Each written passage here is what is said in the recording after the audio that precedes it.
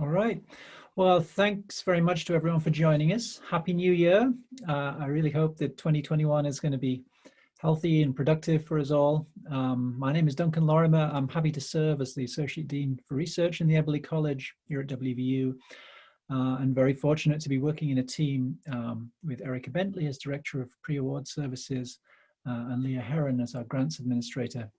We're also blessed to have two graduate assistants in the office, Story Clayton from the English department, who's not here today, and Lee Thorpe has just joined us from sociology, and it's Lee's first day on the job.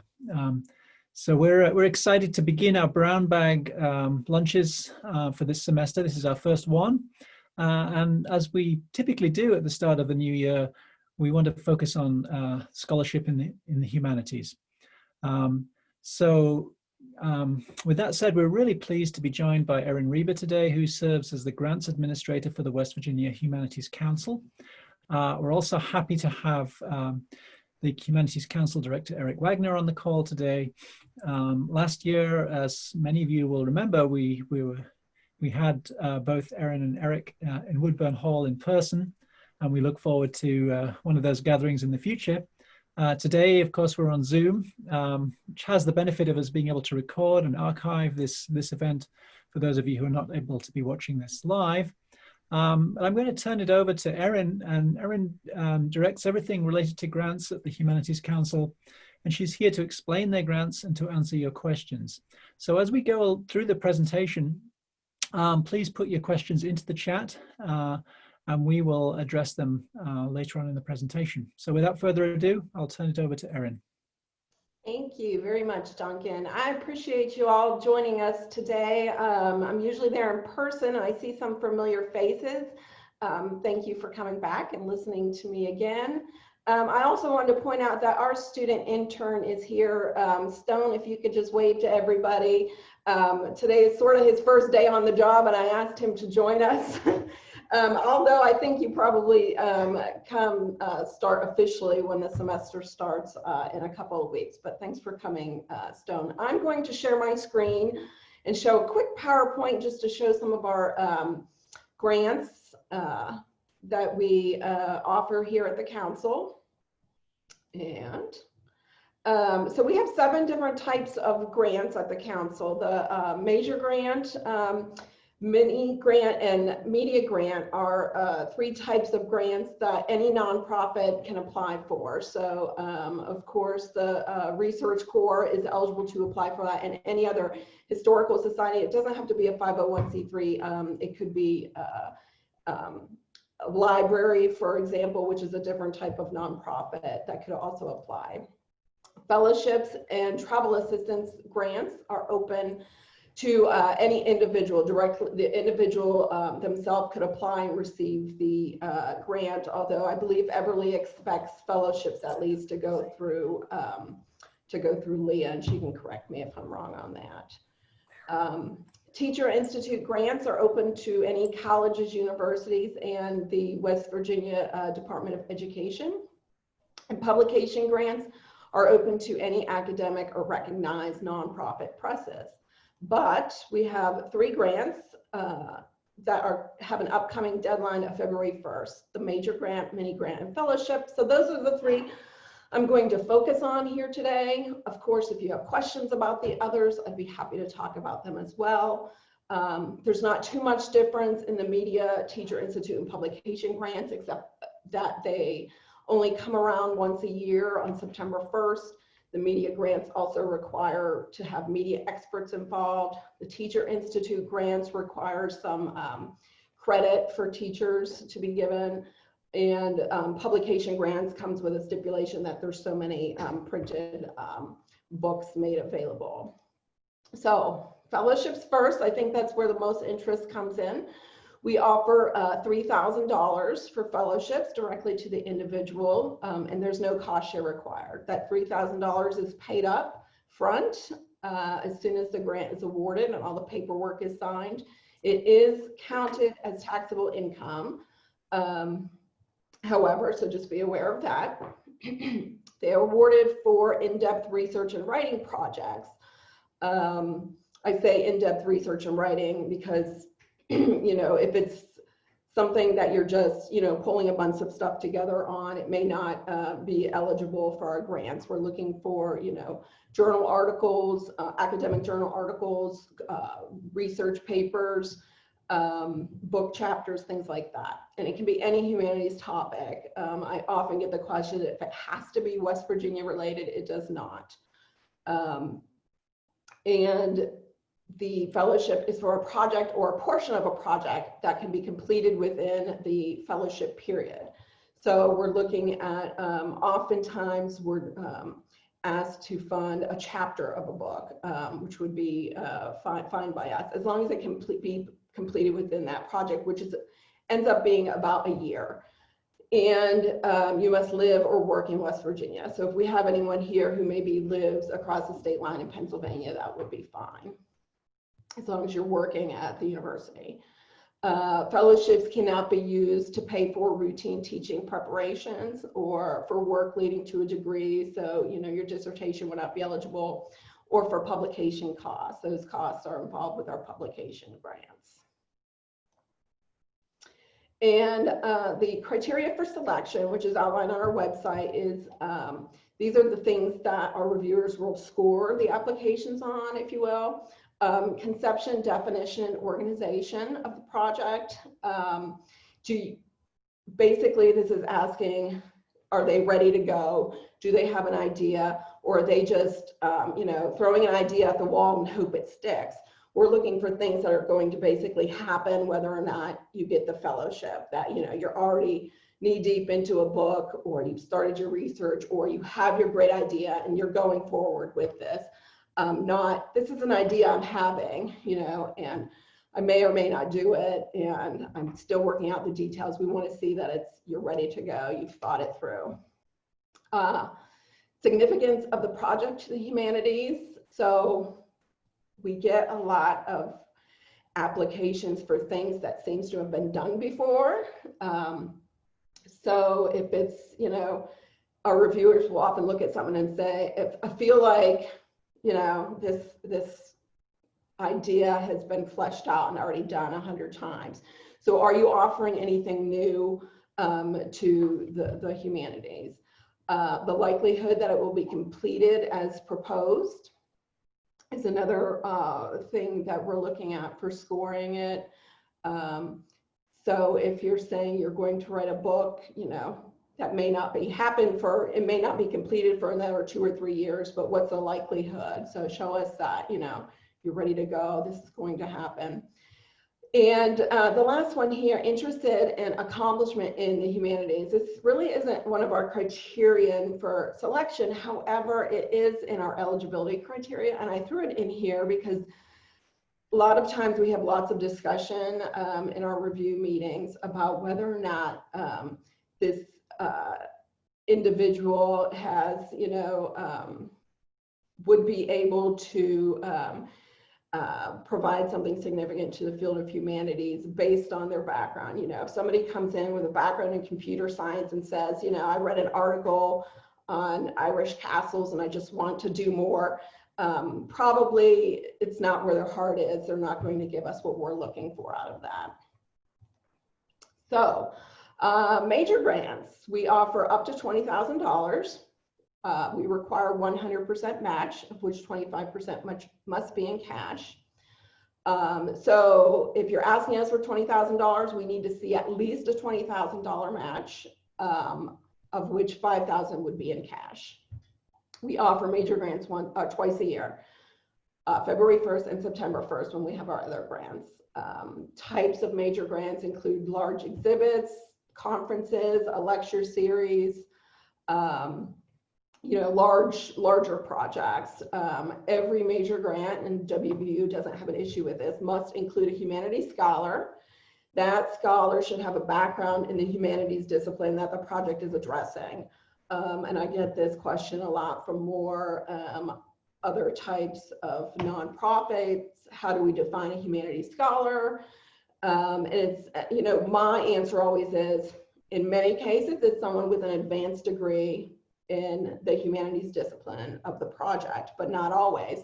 That expertise can be demonstrated through publications, through years of experience working, or it may be someone who has contributed through their expertise through their life. Like for folk life, for instance, if somebody's been playing the banjo for 50 years, they're going to know a lot more and would be considered a scholar than somebody, you know, who just read a few books about it. And of course, our major grants, all of our grants must be open or available to the public. Mini grants are basically very similar. They offer up to $1,500. They require 100% match, but it can all be in kind. We offer our mini grants actually four times a year, of which February 1st is the first offering. And they're for smaller, generally for smaller events. Maybe you want to bring in a individual to speak one time, or sometimes we offer, they're asked for planning for larger projects, maybe one lecture, a small exhibit. We do a lot with WVU libraries for bigger projects where there are many other supporters of the project. And of course, it must include a humanities scholar and be open to the public again. Now, we cannot fund, and there's a whole list, and I put on the bottom there, you know, see our website for the full list, but we can't fund alcohol, food, or entertainment. Recently, I found out, you know, if you wanted to buy cookies and refreshments to bring people into a lecture, because everybody likes food, they want to come see what you know, they're like, I'll come for food, for that sort of thing. I think we would allow that, but if you're, you know, don't ask us to pay for a full reception type thing. The biggest question and misconception we get is about creative and performing arts. Just yesterday I had a question, someone wanted to do a photography exhibit, and they said, wow, it's not a performance, but it is considered creative art. So we couldn't fund that. However, we could fund, you know, the talk back and discussion sessions about it. We could fund art theory, art history, art criticism, just not the actual performance. We also wouldn't fund like workshops, you know, how to weave a basket type thing. But if you want to fund, if you want to have a how to weave and then bring in someone to discuss the history of it, then we could fund something like that. We couldn't fund for-profit projects. However, if there's some sort of money coming in during the project that goes back into the project, talk to me and we may be able to allow that, as long as you know, if you're having a conference and there's conference fees, as long as those conference fees are going back into the same project and you're not using it as a fundraising thing, I think it would be just fine. Regular staff salaries. We used to say permanent. I have regular there starred because we, the council, defines regular maybe different than you do. Regular would be anybody who's going to be working whether the project happens or not.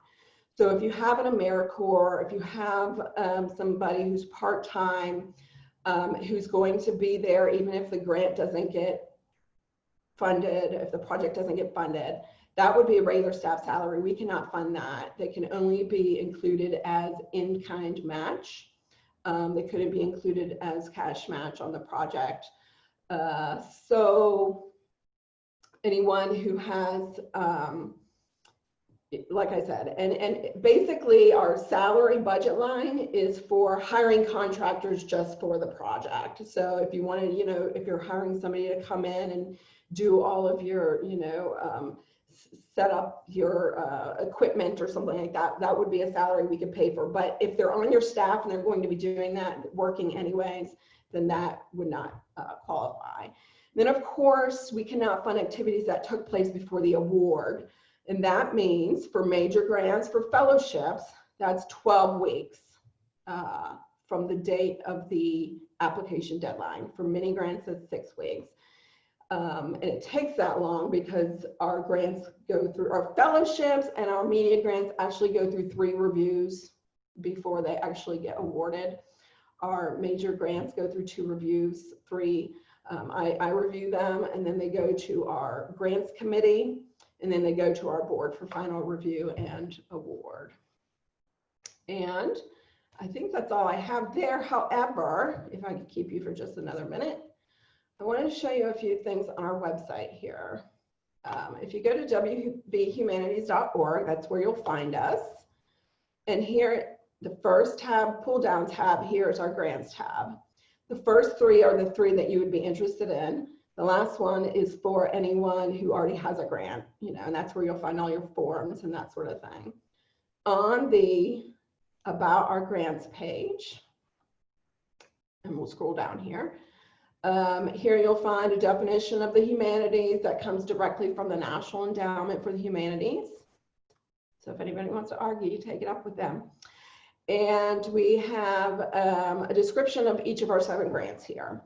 And after each one, it has the yearly deadlines are the same every year. And then at the end of each one, there's an Apply Now button. And I'm going to show you what our application looks like. So this is our major grant application. The first section is registration. So you want to do that first before you do anything else. You can look at the whole application here, but you cannot enter into anything until the registration is complete. So complete the registration. Once you get the registration done, you'll get an email with a link that will take you back to this application as often as you like. So you don't have to finish it all in one sitting. However, I do recommend after you complete the registration, the link changes up here. I recommend saving that URL because it will be the same URL you get in that email. It doesn't happen very often, but some people do claim that they never received the email or went to their junk folder, and then their junk folder automatically deletes things after a few days. So, you know, if you're not finishing it all in one sitting, that's what I recommend. Another thing here, we added a troubleshooting guide. So if you have, you know, questions about the application, check there first. Of course, you're welcome to contact me as well, but a lot of times you'll find the answers there. And also the print function here, of course, you can print it. It's going to look pretty much as you see it here. Which is not going to be very pretty, but that's not how we end up getting the applications. But I also want to let you know, if you use the print function, you can save it as a PDF from there. And if you wanted me to review a draft, that's what I recommend you do. Don't send me the link. I don't have access to anything. I can't see what you're doing until your grant is actually submitted. So if you want me to look at something, use that print function, save it as a PDF, and send me that. A few other things I'd like to point out here. Some of our grants, such as the fellowships here, have a read more button. So if we click on the fellowships here, that's where you'll find the eligibility and the criteria for selection for our fellowships. One other thing I'd like to point out on this page is this is actually a hyperlink over here, the Humanities Council Fellowships box. And if you click on there, I have tried to go back. We've awarded about 300 fellowships since the 70s. And I have started pulling ones together with links to either where you can purchase them, see them. If there's an actual article online, I've tried to link that. So these are examples of some that we have awarded over the years. So if you want to see examples of things that we've done, that's where you'll find that. And what else can I show you on our website here? So if we go back to this grants pull down, our general grant guidelines will have all that information that we went over at the beginning there, what we fund. Here's a list of what we cannot fund. There's several other things in here. Here's our definition of regular staff salaries. Most of this applies to like our major grants, mini grants. There are some fellowship tips in here. If you keep scrolling for our major grants and mini grants, this general guidance here, these 1, 2, 3, actually go along with the sections in our application and some tips and pointers and what we're looking for. Here under project narrative, this is especially useful for fellowships. Narrative should be free of jargon and technical terms, especially for fellowships. I think, you know, you have you have to understand not everyone reading these are going to understand some of the research terms that you use. So if you're going to use something like that, at least, you know, explain or define it for us who don't generally do that type of work. We may have, you know, our fellowships will have at least 3 people reviewing them initially. Those 3, you know, maybe an English professor, a history professor, and a librarian. So those 3 individuals will make recommendations to our full review committee. They will review all of the applications with those comments, and then it goes to our board. Let's see here. And our how to apply button here, you know, everywhere on this website, I try to say, read the guidelines and read how do I apply before doing anything. Or how to apply here before beginning the application. We say, you know, everyone should contact me first. If you've done this 1,000 times, I don't generally expect that, especially if you know what we're expecting from you. If you could just give me a heads up that it's coming, it's fine. If you've never done a grant before with us, definitely call me up. Let me know what you're doing. If you have questions, if it's a topic that is, you know, borderline humanities, I definitely recommend calling. But in many cases, with our fellowships especially, I'm commenting more on, you know, the technical aspects of a project. Make sure you have a 3-page bibliography. Make sure you have, you know, your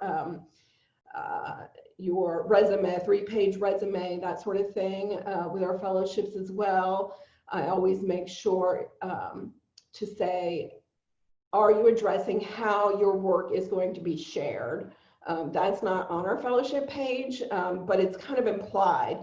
If we're paying for this research, it has to be, you know, open to the public, which means how is it going to be shared with the public? And we often get applications that don't tell us what you're going to do. We're just doing this research and that's the end of it. So is it going to go into a journal? Which journal? Be as specific as possible.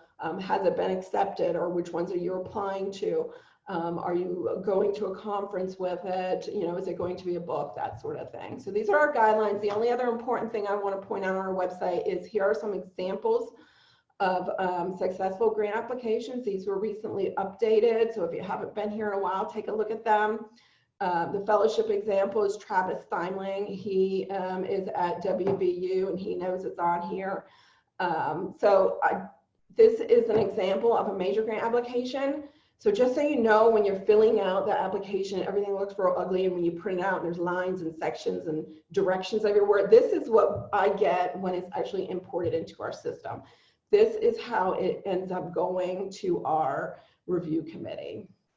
So just so you know, so when, you know, you're typing out your narrative, our system is going to reformat everything. So don't use like tabbing or special columns, because everything will be out of place. Especially I see people do that a lot with the budget narrative here.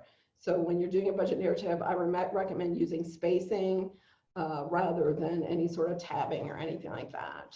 And I think that's all I have to share. And we will open it up for questions.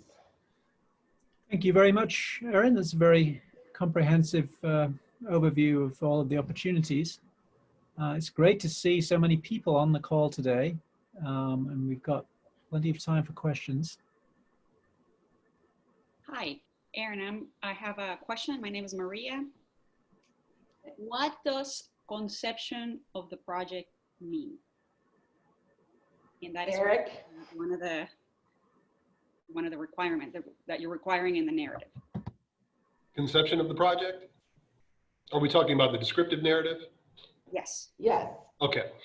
The 2 things that I would underscore about Erin's advice, and I should begin this by saying, Erin, turn your head. Erin is really, really wonderful about getting with grant applicants at every point during the process. We'll do that for everybody who calls in, but she's particularly good with people who are applying for the first time. Because although it's not a terrifically complex process, like anything that has to do with federal agencies, it can be counterintuitive, I guess would be the polite way to put that. Words don't always mean what they seem to mean in common parlance, and there's a lot to navigate. Once you go through it one time, you're fine, but Erin's really, really good about providing feedback in the initial stages for folks who are applying for the first time. So to the question about conceptualizing of the project, I would underscore two things that Erin said in her comments. And the first is what we might think of as the deliverable object at the end of this grant process. What is the thing that is going to come into the world as a result of this grant?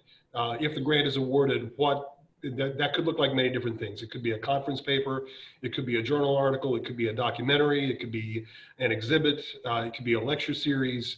What is the thing that is going to be in the world as a result of this grant? That's the first thing. As well and as clearly as you can describe that to a community of interested humanists, but humanists who may not have your particular professional background, the better footing your application is going to be on.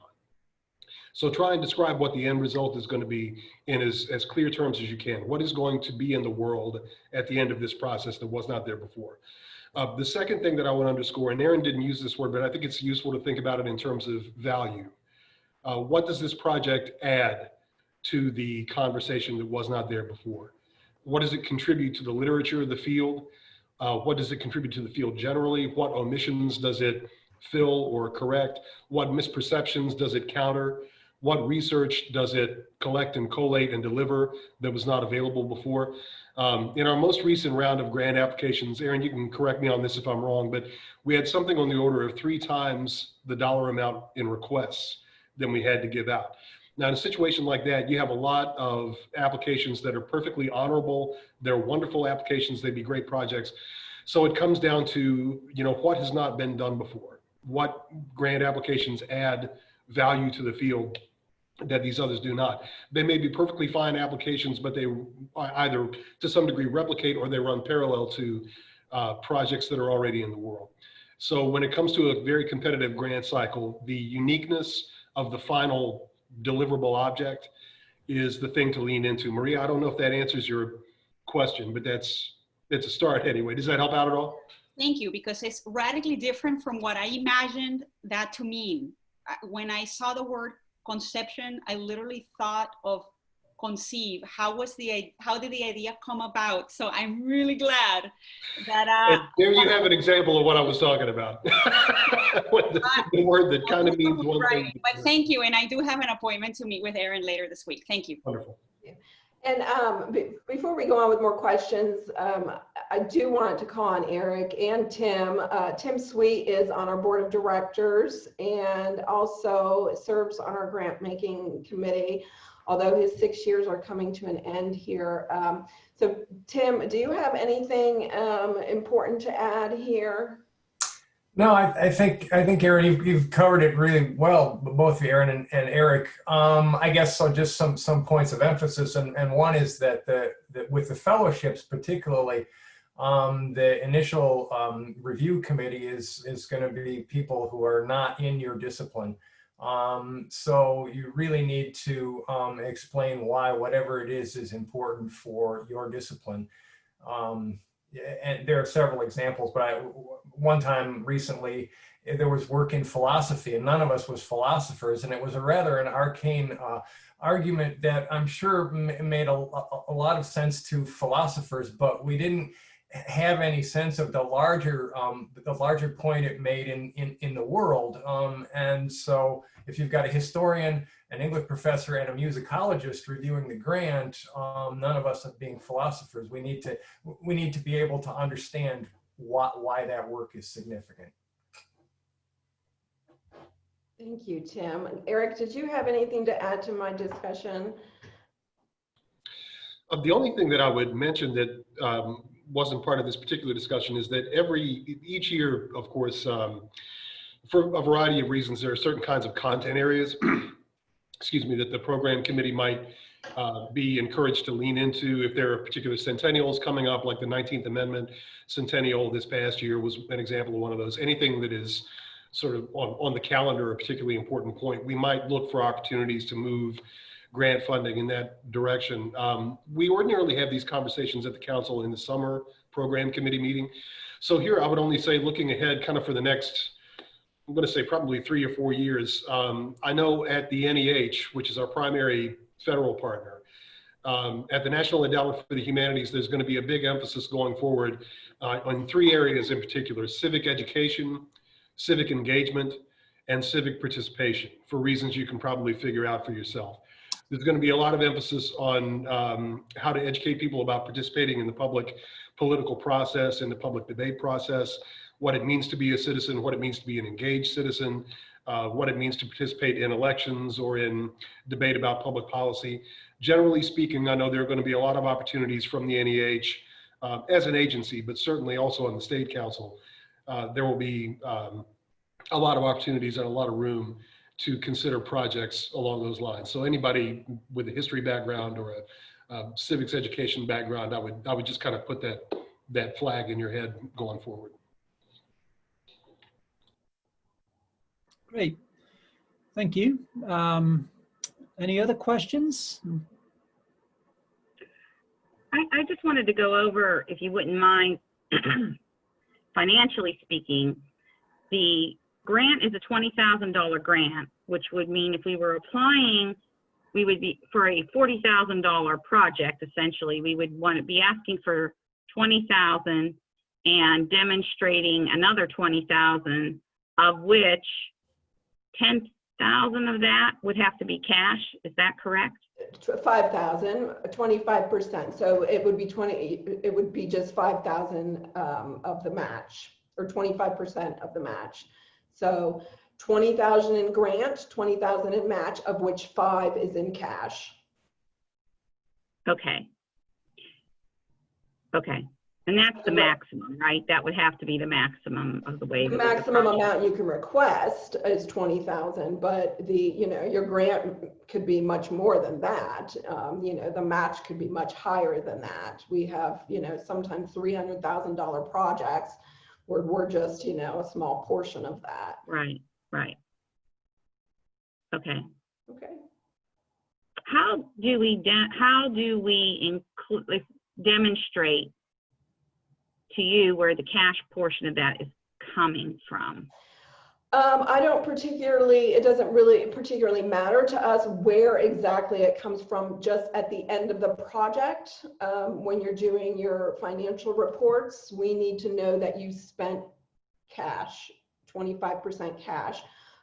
We see, cash is cash. So if somebody says they are going to be driving, so they're claiming mileage as match, unless there's a check from the project sponsor to that person, it would be in kind. So if that person is just driving, and they're paying for that mileage themselves, and that would be in kind match. But if there's an actual check that you could show and having your files at the end, then it would be cash match.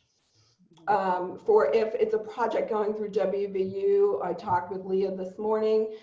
We do allow indirect costs now to be counted as the cash match, so that may be helpful in many cases now in meeting that cash match requirement. So the entire budget that we should present if we are going for the maximum grant is a $40,000 project? Yes, at least that. Yes. At least Yes. that. Okay. Yes. It doesn't come up very often for major grants, but for like media grants, especially when we do have these giant budgets of 300,000, because we expect applicants to be very detailed in their budget. If you're claiming mileage, where are you coming from? Where are you going to? How many miles is that times the current rate? We want to actually see that in the narrative. So when it's a $300,000 budget, that's a giant narrative to type out. So I would work with you to, get it down to show, we're claiming this, we're matching it with this, and then there's all this other money that we're not going to worry about as part of this application. So if you do have a project that's massive like that, let's work together so you don't have to enter the entire budget into the application. Okay. Yeah, Jennifer, go ahead. Okay. I was wondering if you could talk about that a little bit more about travel. We're going to be requesting some funds for travel, which we're estimating based on expected travel, but we're also expecting if we get the grant, the actual travel will differ. You know? Yeah, so know that when I always recommend, my thing is make your application sound like you know what you're doing and you're ready to go. And if things need to change later, I'm open to working with you on that. As long as, you know, the overall scope of the project doesn't change. So when you're doing your budget, if you think you're going to Lewisburg, you would say there's 4 of us traveling to Lewisburg, you know, for one night. That's, we allow up to $100 a night for lodging, up to $50 a night per diem. If you're all riding together, you know, you can claim mileage for one car, but, you know, like I said, you would show all this in your budget narrative. There's like, you know, there's a budget where you plug in the numbers, but then the narrative explains to us how you actually reach those numbers. So, you know, if you come later and you're like, oh, we're going to White Sulphur Springs instead of Lewisburg, you know, I don't generally have a problem with that. This year, as you can imagine, a lot of the travel for grants that we awarded was actually axed from the budget because nobody was going anywhere. So we worked with grantees to actually find other ways to spend that money or meet their match and that sort of thing. So know that we're open to change those little things if we need to later on. But I think, you know, the more that your application looks like it's put together and it's well thought out and you know what you're doing, the better. Same with events. So if you have a traveling exhibit, for example, you know, and you're just not sure, but you think you know where it's going, do the best you can to put each one of those in there. If the date needs to change, you know, we can work with that later. If I could jump in there real quick, one way to think about it is that the narrative, the grant narrative, should communicate this is what the plan looks like today. And that's the right answer. We'll figure that out later is not really the right answer. Right. This is what the plan looks like today that's the way to go. But of course, there are honorable reasons for change. We're happy to work with that as we can. We want the project to succeed too. Great.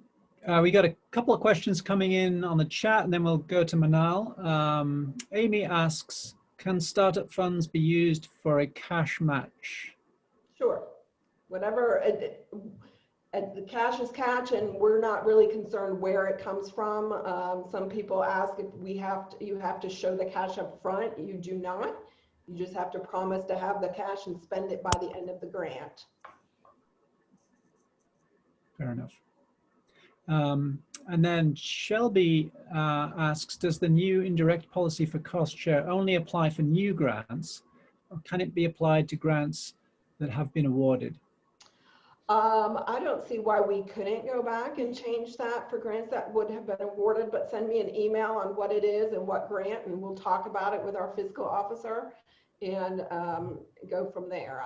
I don't personally have an issue with it, but anything money like that changing, I talk with her. Great. Bonnie, Manal? I think, had a question earlier. You're muted. Oh, I do, unless someone else is ahead of me. Dunk, you can be the arbiter of that. Yeah, it's. Go ahead. Let's go to Manal and then we'll come back to you, Bonnie. Okay, thank you. First of all, thank you guys for this wonderful workshop. It's so much needed, seriously. I'm just double checking when you said, I'm not sure if I got that right. So any project that we are applying for this fellowship, it should cost us $40,000? No, that was for a major grant application. Okay. Your fellowship, you know, the $3,000 is really for you to spend how you see fit. Okay.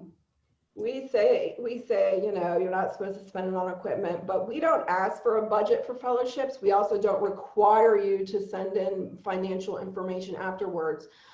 Some people use the fellowship funding simply to be able to afford to take time off in the summer.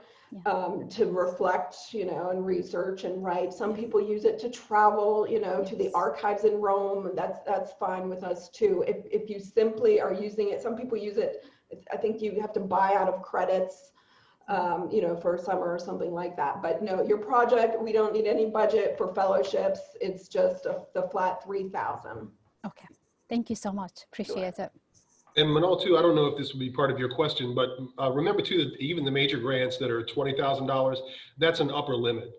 We get many major grant applications that are $3,000, $4,000, $10,000. It doesn't have to be a big project. Anything that goes above 1,500 sort of de facto falls into the major grant category. I appreciate it. I appreciate it. I have, in fact, more than one project, and I was trying to figure out which one suits this fellowship more than the other. Thank you so much. Bonnie, do you want to go ahead? Sure. Thank you for hosting this. Thank you for being here. Good to see everyone. Erin, I just wanted to go back to something you were saying. You addressed sort of the redundancy in theme or topic of the grants that people seem to feel like they're having a sense of deja vu when they're reviewing those. In contrast, are there topics or are there general areas that you sort of wish you would see more interest in or more applications regarding, or your review team say, funny, we haven't ever gotten a grant application about That's a great question. In a minute, I'm going to turn it over to Tim. So start thinking, Tim. I'm not sure that there is, but like Eric mentioned earlier, in coming years, we are going to come up with a list of things, five topics that we'd be really interested in the following year of funding. But, one of the things I mentioned when I was doing that slide presentation was that it can be on any humanities topic, which is true. However, I have found, I think in recent years, if it comes down to 2 topics, we funded 8, we can only fund 1 more, and there's 2 really great, and one of them is about, something in West Virginia, and the other one's about French hygiene. We're probably going to go with the West Virginia one. So, things closer to home, but that's, that's not always the case, because if that other one was really, really great, it would have been in one of those first 8. And Tim, do you have anything to add to that? I don't really, I don't think that, humanities being so broad, I don't think it's possible to say, well, we haven't gotten something on this and I wish we had, because everybody's going to have a different sense of what they'd like to see. So I don't think I could comment on anything like that. That sounds fine. It's just kind of the thinking of whether there's a void we could fill in Native American studies. There are research ideas that come across my desk, or I'm engaged in conversations, and they could be history or geography or anthropology or music or almost anything. And when Erin mentioned, thinking about the idea of centennials and kind of commemorating important anniversaries and so on, in 2030, it will be 200 years since the Indian Removal Act was signed into law, and Andrew Jackson's act in defiance of the U.S. Supreme Court, and John Marshall, there's a West Virginia connection there, displaced tribes from the eastern half of the country. So I'm thinking, that sounds like something we could go with. That we do with our regular grants in our fellowships come across that quite a bit, where our reviewers may say, well, this one's very timely, because of an anniversary. Or we do a lot right now with Rosie the Riveter oral histories, because let's face it, Rosies are dying, they're aging. So a lot of times when those types of ones come to us, it's like, okay, this one, we don't have many more years left to do this kind of one. So yes, ones that topics that are timely sometimes may give a little push. But know that all of our applications that we receive are reviewed within the cycle that they, I do not know, within the cycle that I am sorry, I do not know how to turn my phone down. are reviewed only within the recycle that we receive them. So, and every application, you know, we have score sheets and there are different, you know, so while that may get you brownie points, you know, you may have lost other points down here. So just having something timely wouldn't automatically Right. up. It might give you, you know, a couple points here or there. Sure. Thank you. Sure. Looks like Jennifer's got a hand up, and then we'll go to Amy's question in the chat. I thank you again. I just wondered if, I don't know if maybe Leah and Erin could walk us through how you actually apply, because there's obviously the online application, but I believe we also need to go through Leah's office, right? For so what's the order for that so we do it correctly? Sure. Let me explain. For those of you who are in our college or for a proposal that involves our college, because we've opened this up to the rest of WVU today, you should contact us first. We will work with you on the application form. The budget justification, we will actually, in a lot of cases, write that for you or help you write that. And we will help create your budget for you as well. So if you are planning to apply, definitely contact our office as soon as possible. We will most of the time people do the application form themselves, but they will have us look at it and make sure that everything looks right on it and help them with that process. Sometimes we do the application form for you if you need that. With regard to anything that is not a fellowship, it does have to go through our Office of Sponsored Programs, and that requires an additional 5 business days.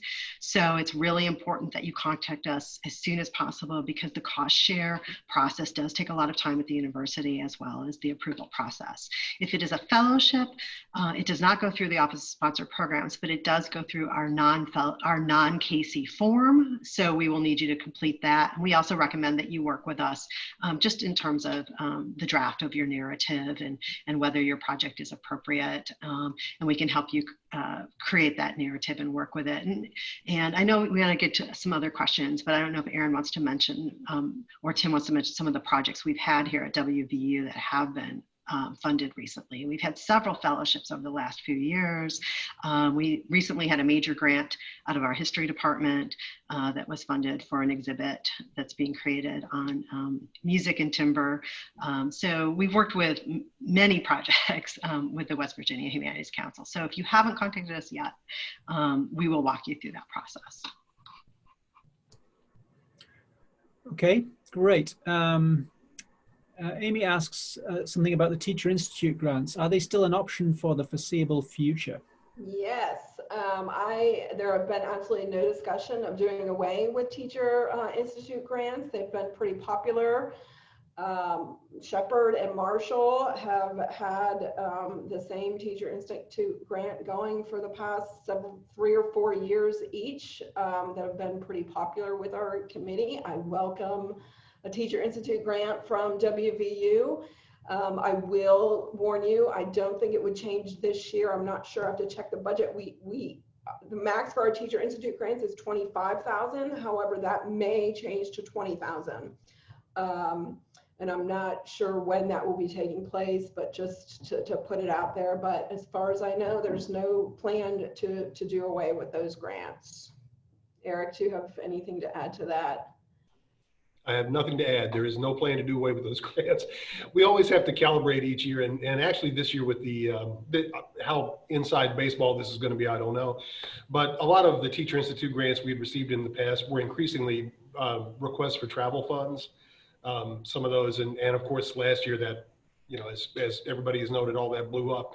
So we're always doing some calibration on the total amount available or what they can be used for or whatnot. But there's absolutely no discussion of doing away with them.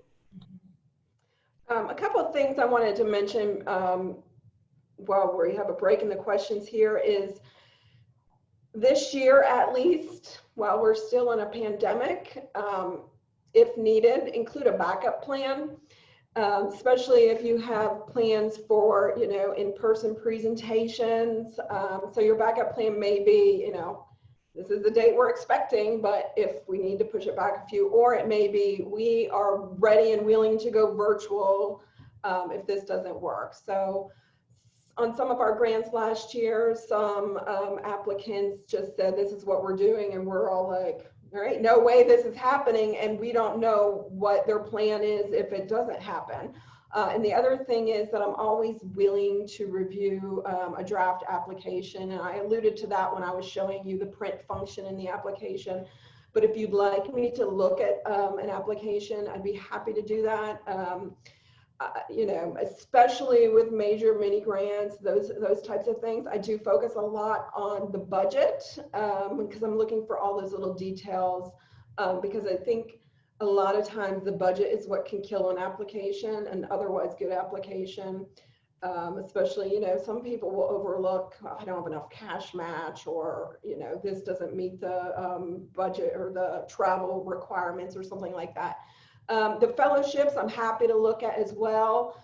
However, I focus more, you know, on the technical stuff and don't comment too much on, you know, the aspects of your project unless I think it's way off base or not rooted enough in the humanities. And in that case, I generally take it to, you know, Eric, and we have a long discussion of that sort of thing. And but otherwise, I'm happy to review it. I always say if you can get a draft at, you know, a couple weeks in advance for major grants, I usually ask for, you know, the beginning of January.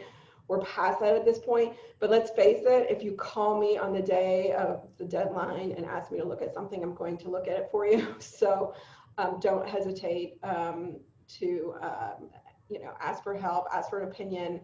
Like I said, use that print function to send me a PDF. Some people like to draft the different sections in, you know, Word before putting it in there. And if you just want me to look at one section, I'd be happy to do that as well. Fantastic. There's a question from Nancy directed to Leah, who is the sponsor if we are applying for a fellowship to work on our research. The fellowships are individual, so you don't have to put the WVU. If it is not a fellowship, then it goes through the WVU Research Corporation, and we can give you that information if you need it. Thank you. It just said required, so I got nervous. Thanks. You can see Eric had posted a couple of links in the chat. One is the fellowship form for Eberly faculty on this call. It really helps us a lot to track all of these applications that don't go through OSP. So we greatly appreciate you doing that. And the evaluation form, there's a WUFU form link at the bottom there. We'd love it if everybody could take a few moments to complete that sometime today and give us some feedback and suggestions for future events.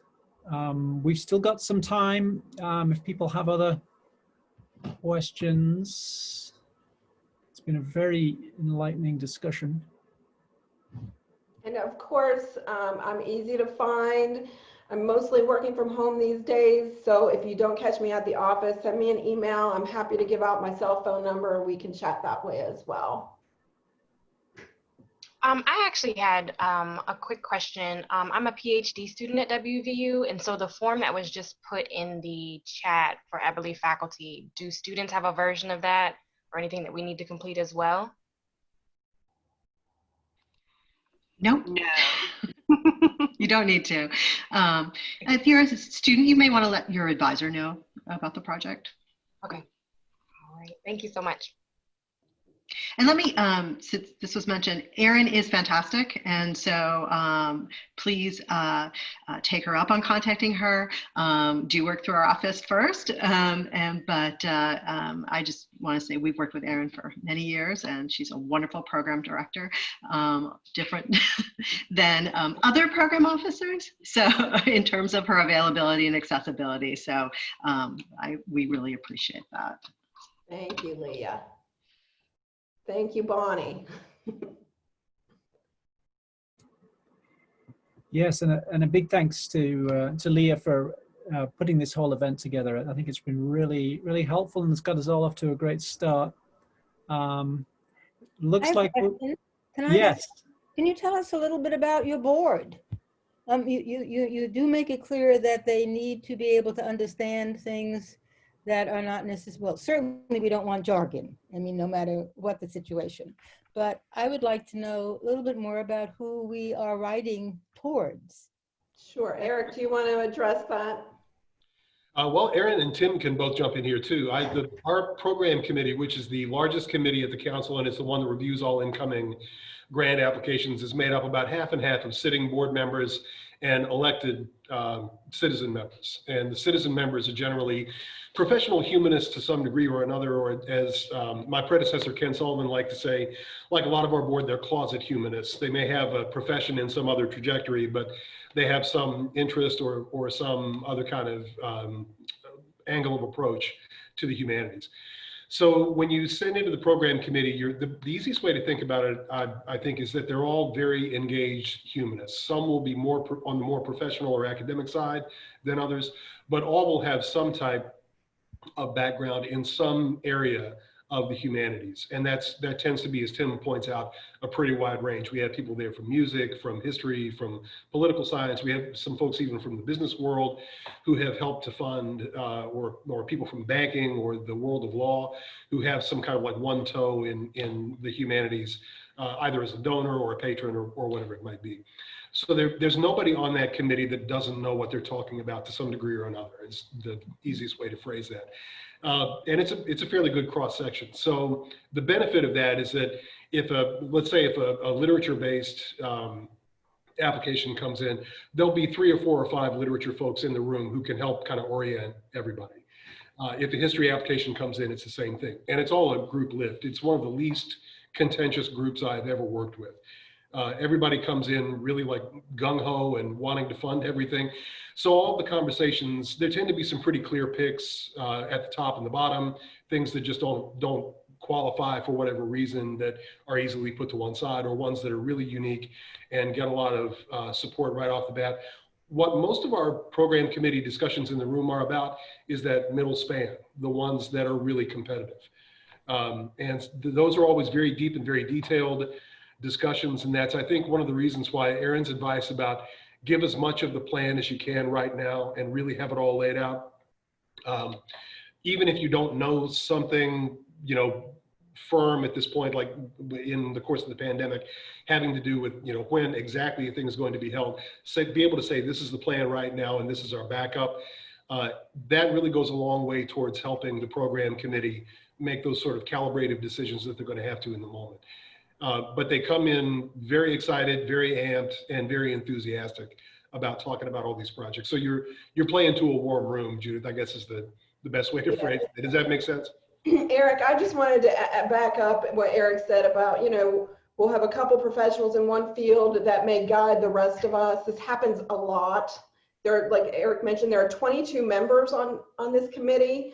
So when we sit down, we have a pretty good process. We can award, we can look over 30, 35 grants in the matter of a couple hours. Everything comes ahead. But we're really good about guiding one another. My background is in history and historic preservation. So I may say something like, this makes no sense to me. And Tim has no problem saying, this is normal in the English world, So yes, it happens all the time. We have historians, librarians, English professors, people in public history. So yes, we do have a span. And Tim unmuted himself, so I think he has something to add. Right. I'd like to add, just for the fellowships, not the other kinds of grants, but just for the fellowships, there's an additional preliminary layer of review, and that committee is almost always all academics. They would be in different fields, but they would be in act. So if you're writing a fellowship proposal, you're really more than the others. You are writing to fellow academics, but they won't be in your specific field of interest. So you can kind of count on that as a constant in the audience. Thank you. Thank you both. Yep, I think, Manal, if you have a quick yes, question, go very ahead. quick question, please. Yeah. I don't know if I may ask this, in fact. How many applications do you award for the fellowships every year? I think we budgeted this year for somewhere between 7 to 9. And on any given year, this will be my 6th fellowship cycle. My first year, we only received 13 applications. My second year, we received 32. So it's like, I have no idea how many we're going to get. We budget for the same amount pretty much every year. I think it's 7 to 9. And I'd have to check for sure. But so if we get 30 applications, you're looking at a third, chance. Thank you. We've tried to figure out a way to predict how many we get each cycle, but it's just impossible. We don't seem to ever be able to predict with any exactness. Thank you all. Thank you, Erin and Eric. Really thank everyone for tuning in. Happy